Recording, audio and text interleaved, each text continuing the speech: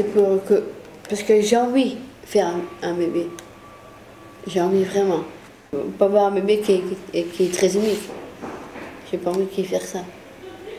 Je dirais presque douloureux, carrément. Parce que il y a une expression très claire de la part de Jérémy, effectivement, de vouloir donc avoir une vie affective. Donc ça, moi, aucun souci, aucun problème. De se marier, enfin, de vivre avec quelqu'un, pas de souci, et d'avoir des enfants. Et d'avoir des enfants est vraiment extrêmement compliqué. Il avait dit, moi de toute façon je voudrais avoir un enfant, et c'est vrai que moi tout de suite j'ai dit, mais non, tu peux pas avoir d'enfant. Et c'était faux. C'était faux, parce qu'avoir un enfant, il pouvait en avoir. Mais moi, pour moi, c'était pas ça que je voulais répondre. En fait, c'était non, il faut pas que tu aies d'enfant. Hein. Il y a quand même des risques.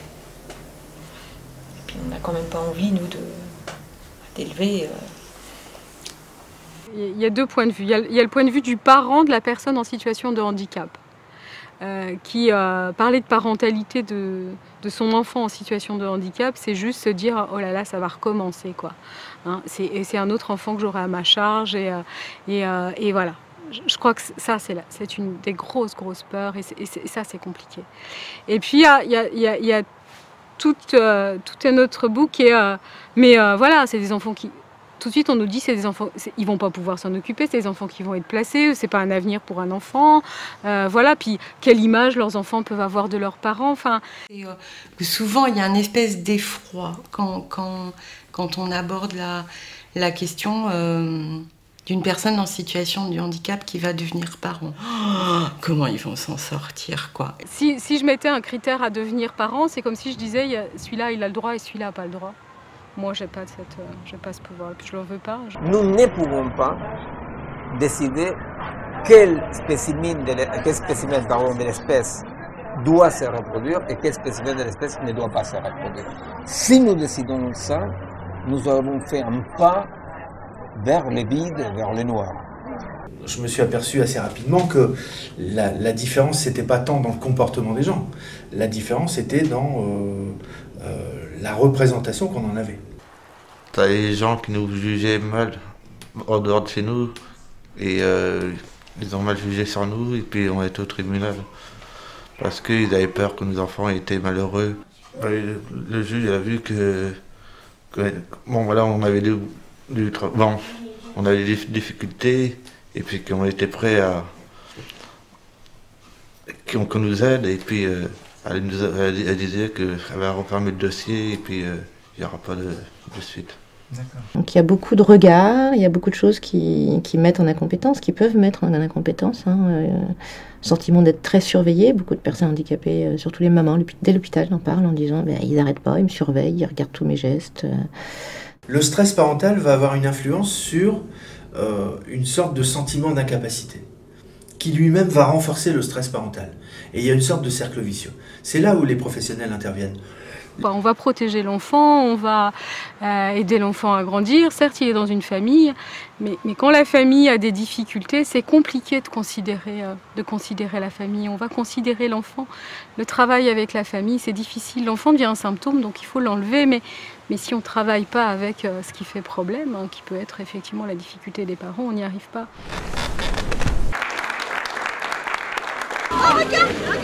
Dans votre histoire là, après l'arrivée de Bradley, il y a eu aussi un moment difficile avec les travailleurs sociaux du coup. Le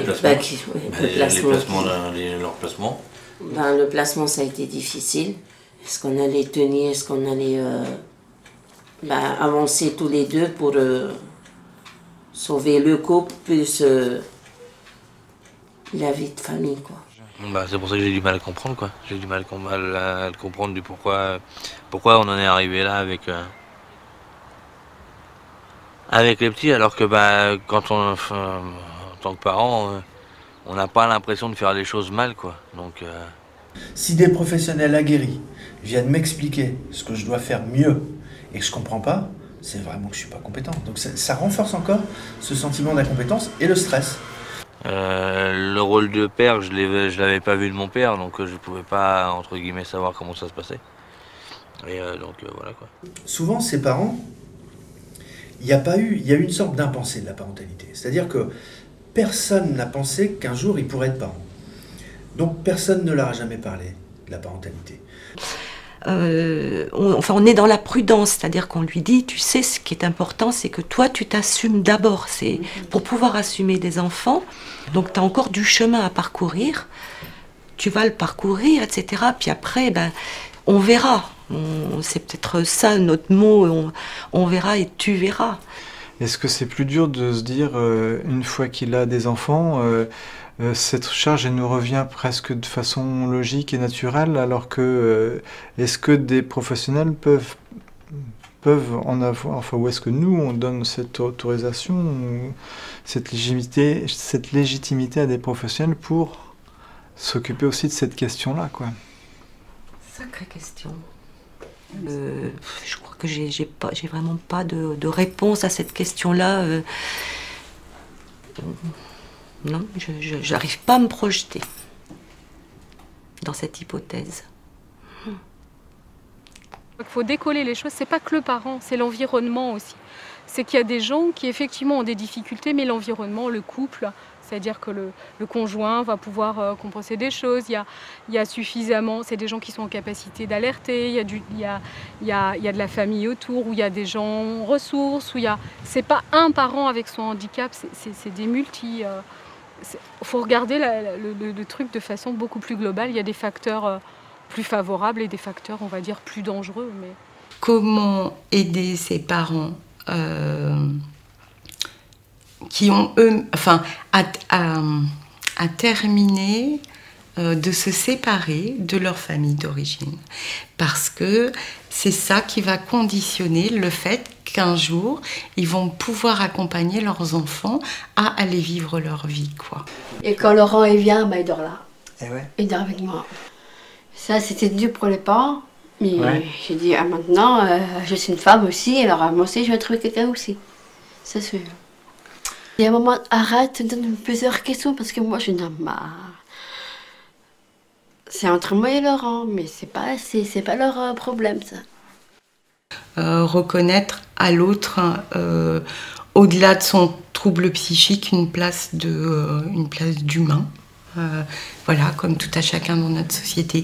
Ça, c'est une vraie question.